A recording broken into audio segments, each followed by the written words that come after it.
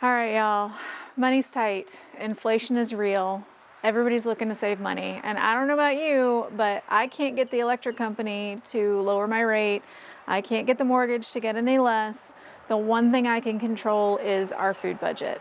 So that's what I've been working on. We are seeking to be closer to a zero waste household. And today we're going to talk about how we save money and are accomplishing that this year.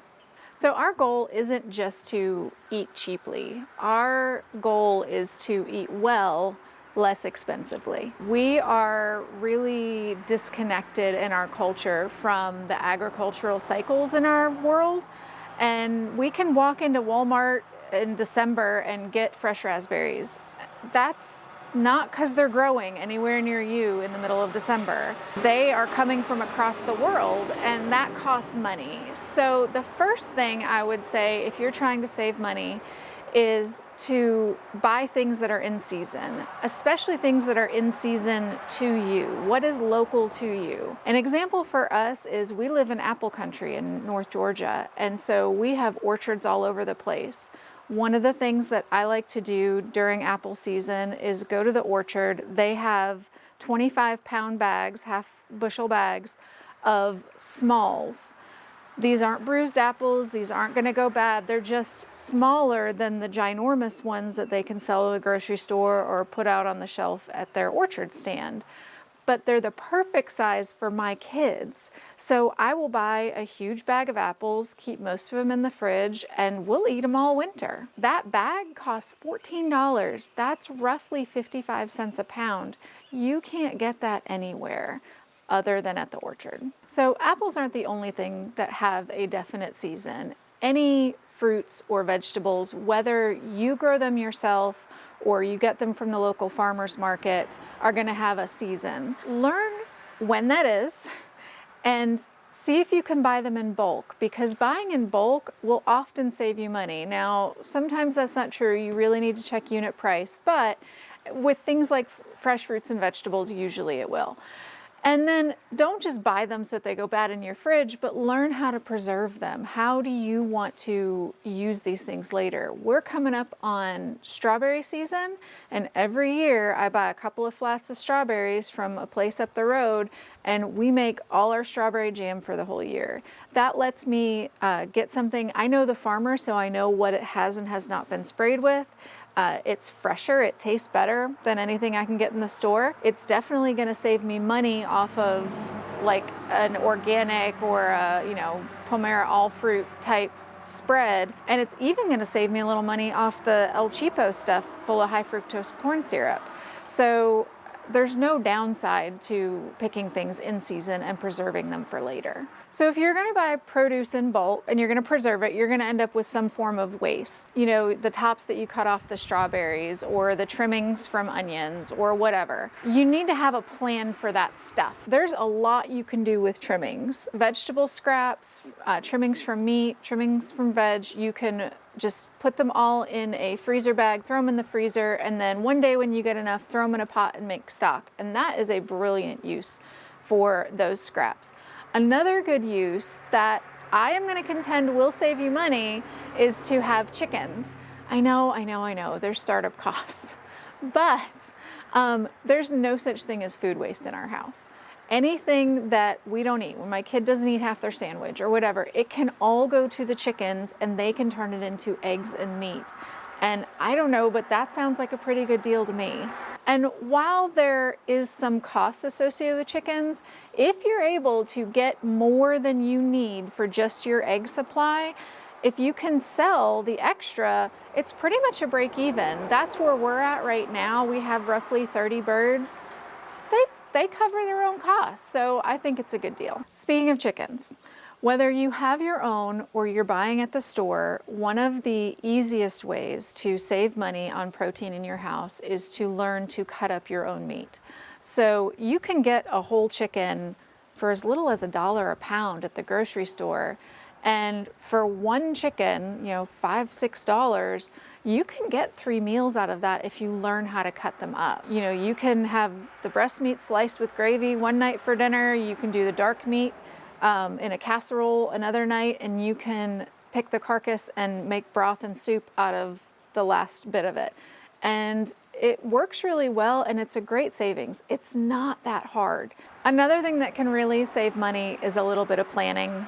If we will look at what is already in our house, so shop your freezer and your pantry first, and then build meals around that with stuff that you get from the store that's on sale, you can actually save a lot on the meal itself, but more importantly, you will stop yourself from panic ordering Domino's when you don't know what's for dinner, and that can only be good for us. I realize everything I've said so far sounds like a lot of work, and it kind of is, but you just need to form some new rhythms in your household. But listen, everybody needs convenience, and that's okay. Maybe you just need to set yourself up for convenience instead of relying on the prepackaged stuff at the grocery store. So one thing that we do when I bring meat home, whether it's off the farm, from the meat market, or from the grocery store, is I go ahead and I prep it right then. So chicken goes into marinade and then it gets frozen. Steaks get cut up the way we want it, for whether it's for stir fry or for kebabs or whatever, and then it gets frozen. So that when I'm ready for them, they're ready for me, and I don't have to do all those extra steps. But you can do the same sort of things with snacky stuff. We went ahead and invested in a freeze dryer, so we have fruits ready preserved so that, you know, they need a snack pack. Well, hey, it's ready to go, and I didn't have to buy it off the Walmart shelf. So stuff like that can really get you far. So there's lots of ways to incorporate convenience into these rhythms. When I get a big bag of onions from Costco, or when I pull them out of the garden, I go ahead and run them through the food chopper and put them in vacuum seal bags, and they go in the freezer. So they're ready to go when I'm prepping stuff. I will can my base vegetables for my soups all together so that I can just dump a can of canned chicken and a can of broth, and there, you got chicken soup. Stuff like that will really save you in the long run. It doesn't seem like it's going to save you financially, but if it will save your stress and stop you from ordering takeout, that is really a big deal. One of the things I've kind of touched on, but I really want to draw your attention to, is buying things by unit price. So, you know, you got a 1 pound bag of pinto beans or whatever, and it might cost you $1. Or you've got a 5 pound bag of pinto beans and it costs you $3. Well, yeah, $3 is more, but the price per pound is actually significantly less. So you need to be ready to do that math when you're trying to buy healthy things economically. One of the best places that I've found to get bulk food that is healthy economically, which is a difficult triad, is Azure Standard. We're a big fan. You can put in orders online, and then they send it out to a drop location near you, and you just pick it up.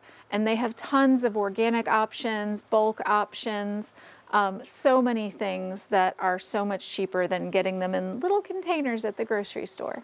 Another thing that you can do, and I've kind of alluded to already, is thinking outside the grocery store. We've talked about Azure Standard, we've talked about farmers markets, but don't forget that there are meat processors, there are meat markets, and there are things that are a little out of the box too, like apiaries.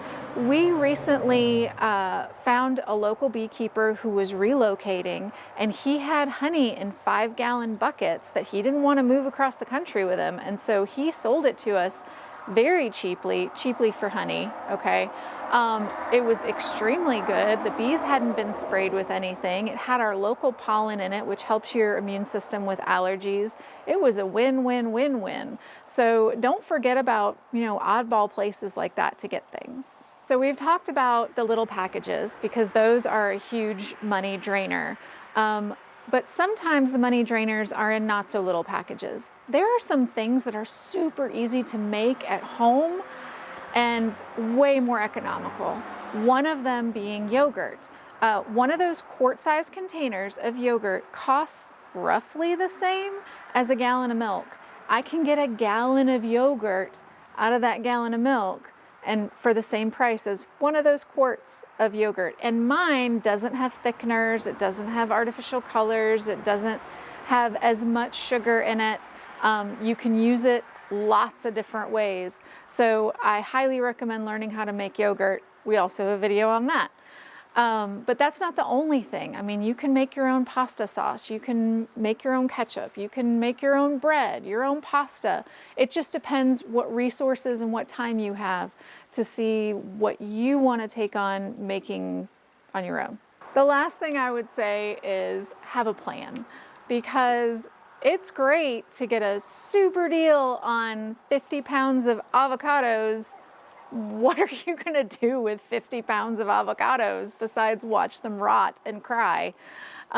So stocking up when something's on sale or when something's in season is great, but you need to have some way to handle it. You need to have freezer space or shelf space or a freeze dryer or learn how to can. And these are things that you can control. You can learn how to do this stuff, and that doesn't cost you any money. So have a plan, shop sales, shop outside the grocery store, and waste isn't waste. Remember those and you'll be saving money.